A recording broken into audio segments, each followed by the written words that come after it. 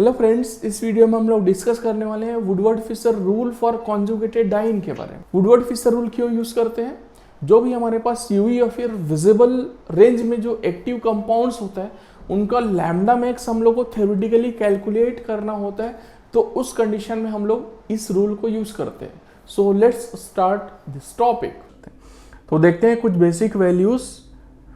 तो इसको हम लोग बोलते हैं butadiene. Butadiene means double bond, single bond, double bond, alternate double bond होता है, उसको हम लोग बोलते हैं डाइन।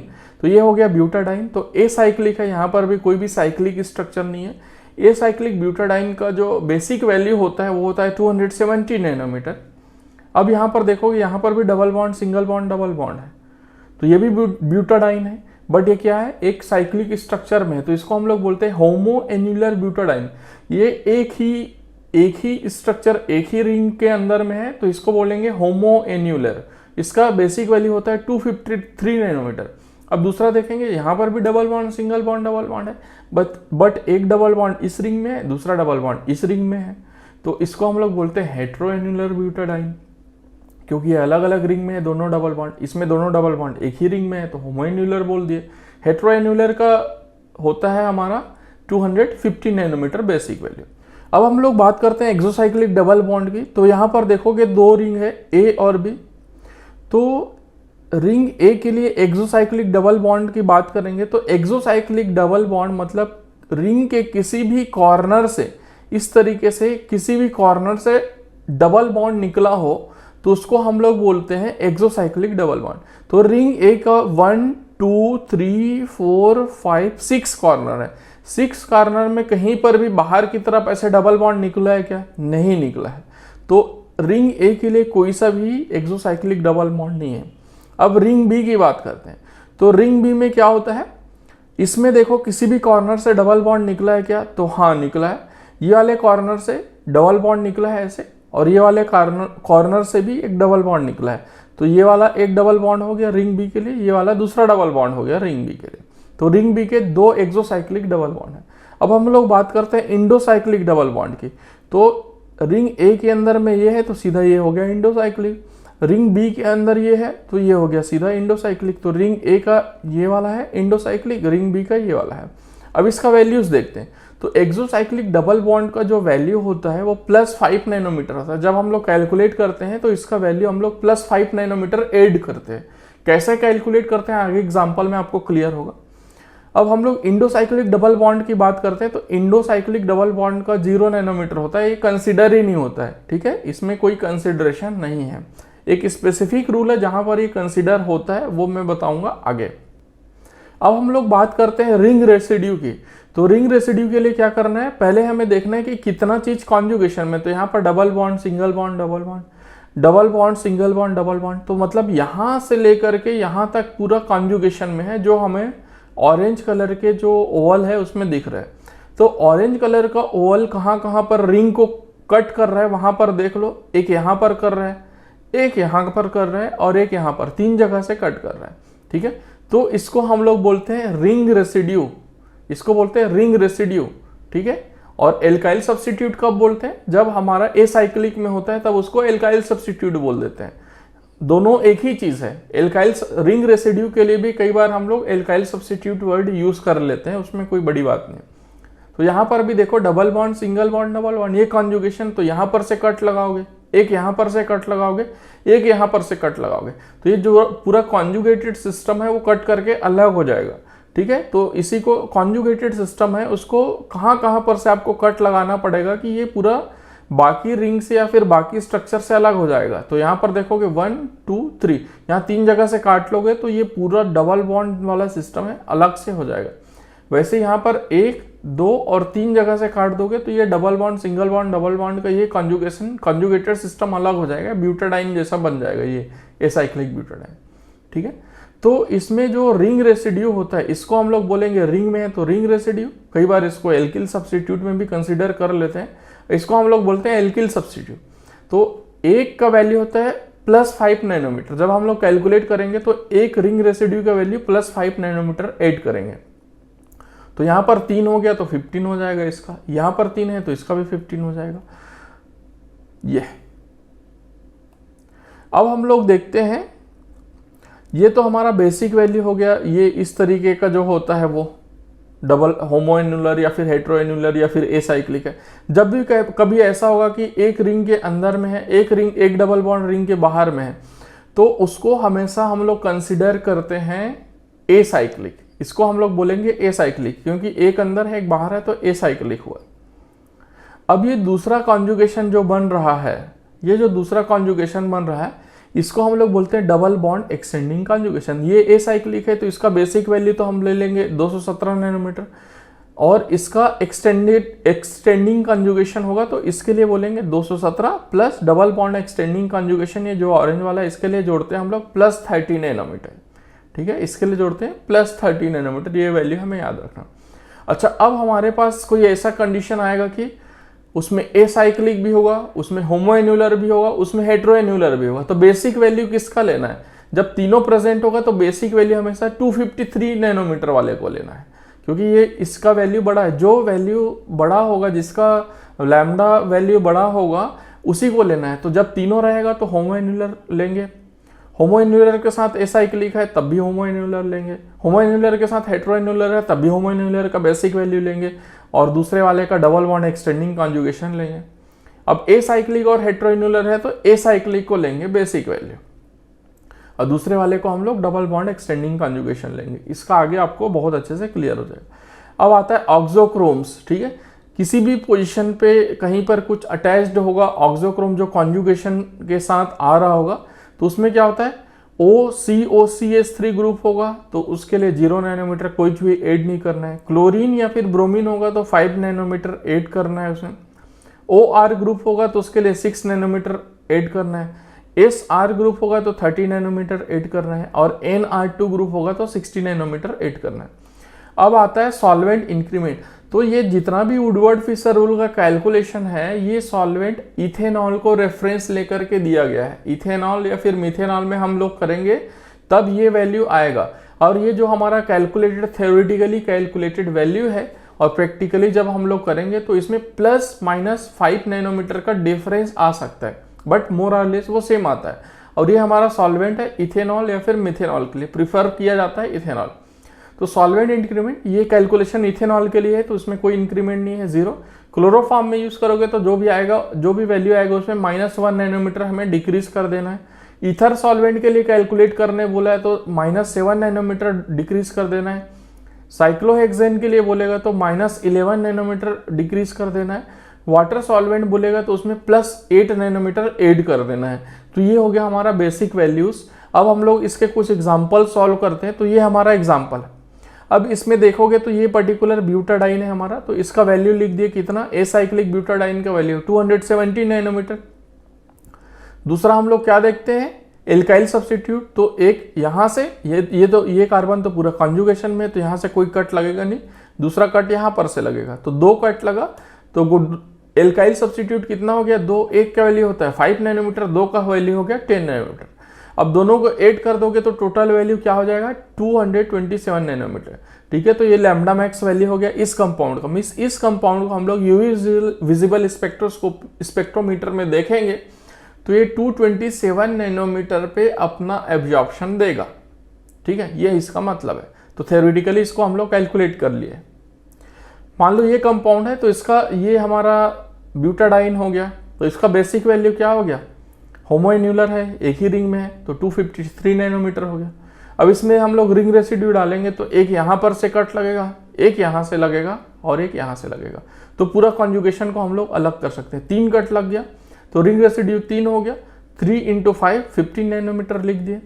अब हम लोग बात करते हैं एक्सोसाइक्लिक डबल बॉन्ड की। तो रिंग ए के लिए कोई भी एक्सोसाइक्लिक नहीं है, लेकिन रिंग बी के लिए इसके इस कॉर्नर से, किसी भी 6 कॉर्नर से बाहर की तरफ जब डबल बॉन्ड निकला हो, तो इस रिंग के इस कॉर्नर से बाहर की तरफ ये डबल बॉन्ड निकला है, तो इसका वैल्यू हो जाएगा, एक्सोसाइक्लिक डबल बॉन्ड एक है, एक का वैल्यू होता है +5 नैनोमीटर, तो वो ऐड कर दिए। अब सबको जोड़ दिए तो 253 + 15 + 5, 15 + 5 20 हो गया, 253 + 20 273 नैनोमीटर। तो 273 नैनोमीटर पे यूवी विजुअल स्पेक्ट्रोस्कोपी जब हम लोग करेंगे तो ये कंपाउंड विजिबल होगा। नेक्स्ट हम लोग ये देखते हैं, तो इस कंपाउंड में ये हमारा बेसिक वैल्यू हो गया, कितना होता है 250 नैनोमीटर, क्योंकि ये हेट्रोएन्युलर है। अब इसमें रिंग रेसिड्यू एक यहाँ पर, एक यहाँ पर, यहाँ पर, 3 जगह से हम लोग काटेंगे तो पूरा कॉन्जुगेशन अलग निकल करके आ जाएगा। तो रिंग रेसिड्यू 3 हो गया, 3 × 5 15 नैनोमीटर। यहाँ पर एक्सोसाइक्लिक है, इस रिंग के लिए वाला एक्सोसाइक्लिक है, इस रिंग के लिए वाला नहीं है क्योंकि इसके कॉर्नर से नहीं है, ये इंडोसाइक्लिक है, तो इसका वैल्यू जोड़ेंगे नहीं, ओनली एक्सोसाइक्लिक।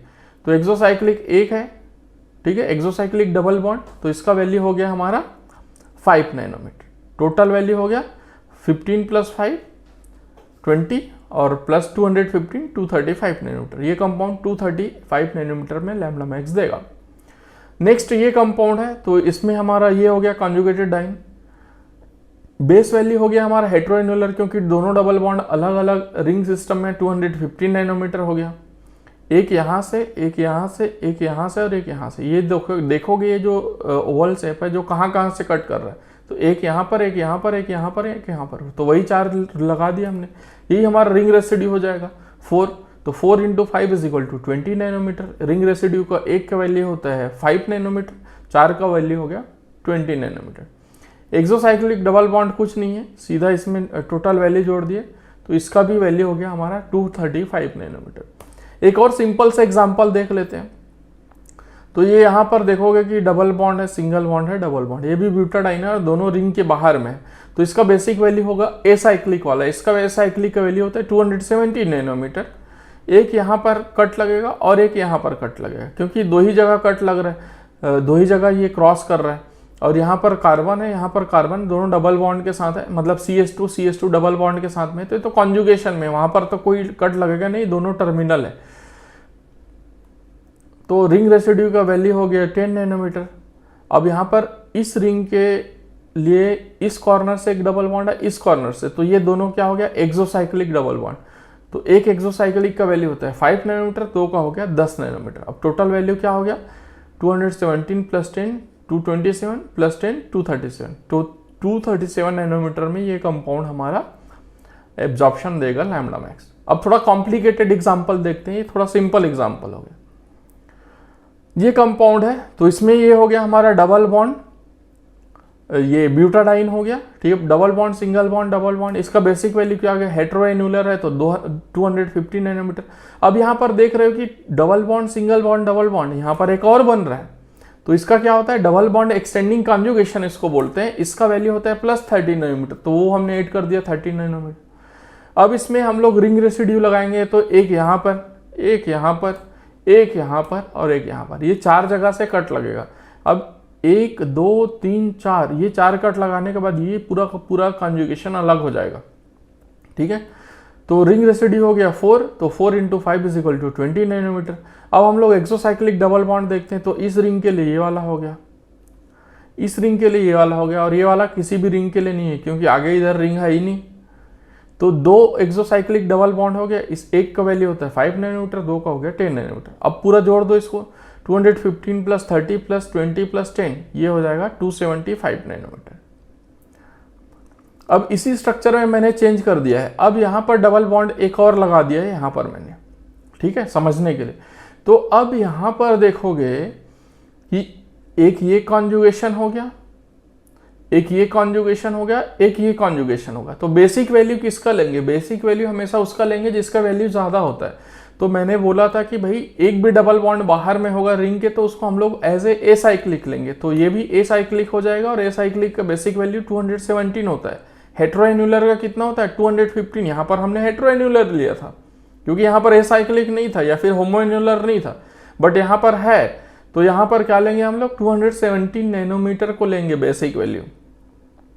217 नैनोमीटर हो गया। अब डबल बॉन्ड एक्सटेंडिंग कॉन्जुगेशन 1 और ये 2, तो एक के लिए 30 होता है, 2 के लिए कितना हो जाएगा, 30 × 2 60 नैनोमीटर, एक इसका और एक इसका।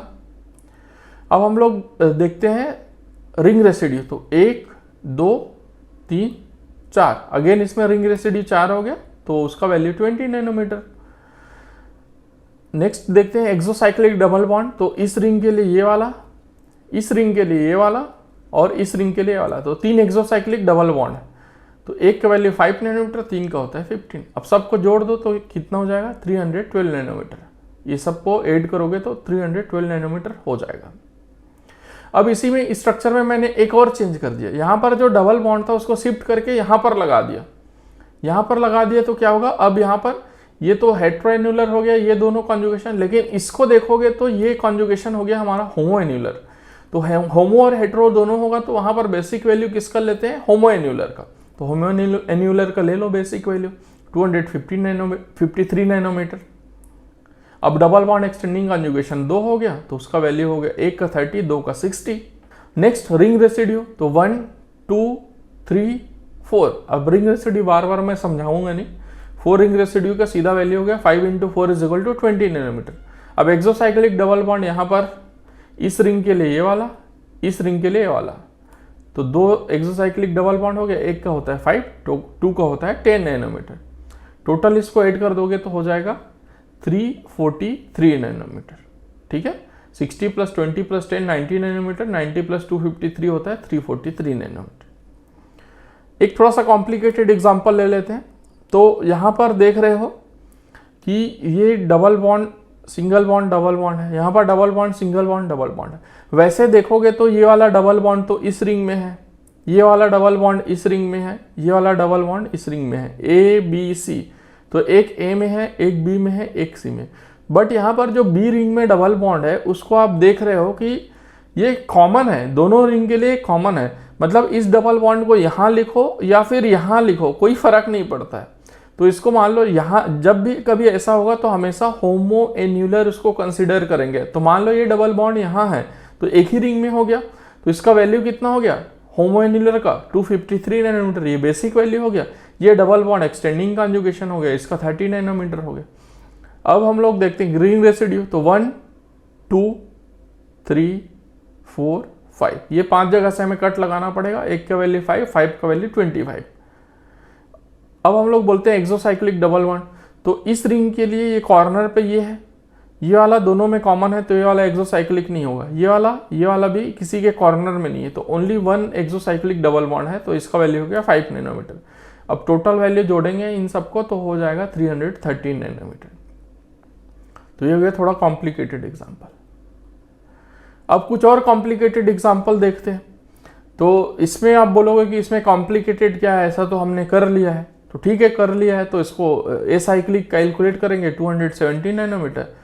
1 2 2 हमारा रिंग रेसिड्यू है 10 नैनोमीटर, 1 और 2 दो एक्सोसाइक्लिक डबल बॉन्ड है तो इसका 10 नैनोमीटर हो गया, जोड़ दो हो गया 237 नैनोमीटर। तो ऐसा तो पहले भी किया था, लेकिन वो उसमें एक ही साइकिल था। बट यहाँ पर बाईसाइक्लिक है, ये बाईसाइक्लिक स्ट्रक्चर है। तो जब भी बाईसाइक्लिक स्ट्रक्चर होता है उसका स्ट्रेन करेक्शन हमें करना पड़ता है बाईसाइक्लिक स्ट्रक्चर का, और वो स्ट्रेन करेक्शन का वैल्यू 15 नैनोमीटर 50 नैनोमीटर हमें ऐड करना पड़ेगा। अब इसका एक्चुअल वैल्यू आएगा, वो आएगा हमारा 252 नैनोमीटर। ठीक है, अब सेकंड एग्जांपल ले लेते हैं। तो यहाँ पर देखोगे कि तीनों डबल बॉन्ड हमारा साइक्लिक स्ट्रक्चर के बाहर में है, तो ये साइक्लिक हो गया, तो इसका बेसिक वैल्यू हो गया हमारा एसाइक्लिक का 270 नैनोमीटर। ये हो गया हमारा डबल बॉन्ड एक्सटेंडिंग कॉन्जुगेशन। इसको हम लोग बेस वैल्यू लेंगे तो ये डबल बॉन्ड एक्सटेंडिंग कॉन्जुगेशन हो जाएगा। दोनों कंडीशन में कोई फर्क नहीं पड़ेगा क्योंकि सारा ही दोनों ही एसाइक्लिक है, तो कैसे भी ले लो 270 नैनोमीटर ही होगा। डबल बॉन्ड एक्सटेंडिंग का वैल्यू हो गया 30 नैनोमीटर। अब हम लोग रिंग रेसिड्यू देख लेते हैं। ये दोनों रिंग रेसिड्यू है क्योंकि रिंग के अंदर में, तो इसका वैल्यू हो गया 10 नैनोमीटर। दो है, दो रिंग रेसिड्यू, 2 × 5 = 10। अब इसको देखेंगे तो साइक्लिक स्ट्रक्चर के बाहर है, तो इसको हम लोग बोलते हैं एल्काइल सब्स्टिट्यूट। इसका वैल्यू होता है 5 नैनोमीटर। अब एक्सोसाइक्लिक डबल बॉन्ड, एक यहाँ पर और एक यहाँ पर, ये दोनों हो गया एक्सोसाइक्लिक डबल बॉन्ड। तो दो एक्सोसाइक्लिक डबल बॉन्ड हो गए, दो का वैल्यू हो गया 10 नैनोमीटर। अब सबको जोड़ दो, जोड़ने के बाद ये सारा क्या हो जाएगा 272 नैनोमीटर। एक और एग्जांपल ले लेते हैं। ये पूरा ही एसाइक्लिक है, ठीक है, तो कोई सा भी ले लो। ये हमारा हो गया बेसिक वैल्यू एसाइक्लिक का 270 nanometer. Double bond extending, double bond extending, दो हो गया, तो एक का वैल्यू 30, दो का वैल्यू हो गया 60। अब हम लोग देखेंगे एल्काइल सब्स्टिट्यूट। तो यहाँ पर एक 1 2 और 3, तो 3 का वैल्यू कितना हो जाएगा 15 नैनोमीटर। 3 × 5 = 15। ठीक है, टोटल वैल्यू हो गया 292 नैनोमीटर। इस तीनों को जोड़ेंगे तो 292 नैनोमीटर। एक और एग्जांपल देख लेते हैं। इसमें रूल दूसरा है, ये बीटा कैरोटीन का स्ट्रक्चर है। तो जब भी इस तरीके का स्ट्रक्चर आता है जिसको हम लोग बोलते हैं पॉलीन्स, फिशर कुन रूल फॉर पॉलीन्स, मतलब 4 डबल बॉन्ड से ज़्यादा होता है लगातार, ठीक है, 4 डबल बॉन्ड्स, तो उसमें हम लोग फिशर कुन रूल अप्लाई कर देते हैं। इसके अकॉर्डिंगली होता है lambda max is equal to 114 plus 5m plus n in bracket 48 minus 1.7 n minus 16.5 r endo minus 10 r एक्सो।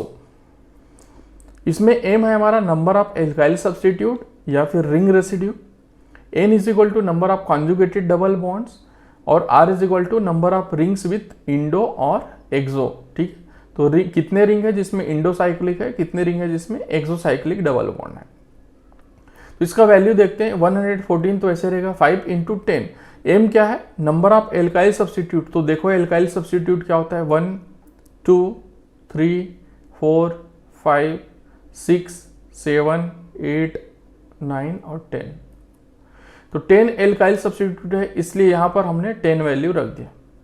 अब दूसरा आता है हमारा n का value, number of conjugated double bonds, तो कितना कॉन्जुगेटेड डबल बॉन्ड है गिनो 1 2 3 4 5 6 7 8 9 10 11, तो इसलिए यहाँ पर 11, यहाँ पर 1.7 इंटू n है, तो यहाँ पर भी 11 लिख दिए। अब हमारे पास r आता है r इंडो साइक्लिक कितना है, इंडो साइक्लिक डबल बॉन्ड, तो यहाँ पर इस साइकिल के अंदर में एक है, इस साइकिल के अंदर में एक है, तो वो लिख दिए 2। अब देखते हैं एक्सोसाइक्लिक, तो इस रिंग के किसी कॉर्नर से डबल बॉन्ड निकल रहा है क्या, नहीं निकल रहा है, ये अलग अलग सिंगल बॉन्ड है, डबल बॉन्ड नहीं है, इसमें भी नहीं है, तो उसका हो गया वैल्यू 0। तो अब इसको सॉल्व कर देंगे, हमारे पास आ गया इक्वेशन 114 का 114 आ जाएगा, 5 × 10 इज इक्वल टू 50 आ जाएगा, 11 प्लस 48 माइनस 1.7 इंटू 11, तो 1.7 इंटू 11 को हम लोग सॉल्व करेंगे, 48 से माइनस करेंगे तो ये हमारा 29.3 आ जाएगा, 16.5 इंटू 3 करेंगे इंटू 2 करेंगे तो क्या हो जाएगा 33 हो जाएगा, और ये हमारा 10 इंटू 0 करेंगे तो 0 हो जाएगा। आगे सॉल्व करेंगे तो 114 प्लस 50 प्लस इसको सॉल्व करने के बाद 322.3 मिलेगा माइनस 33, ये माइनस 33 और माइनस 0 तो नेग्लिजिबल हो जाएगा। अब इसको पूरा सॉल्व करेंगे तो हमारे पास मिलेगा 453.3 नैनोमीटर, तो 453.3 नैनोमीटर में हमारा ये बीटा कैरोटीन है वो लैम्डा मैक्स देगा। ये हो गया हमारा Woodward Fisher rule for general butadienes. I hope आपको कॉन्जुगेटेड डाइंस के लिए वुडवर्ड फिशर रूल का कैलकुलेशन बहुत अच्छे से क्लियर हो गया होगा। अब नेक्स्ट वीडियो में हम लोग डिस्कस करने वाले हैं Woodward Fisher rule for alpha beta unsaturated carbonyl compounds. Thank you so much.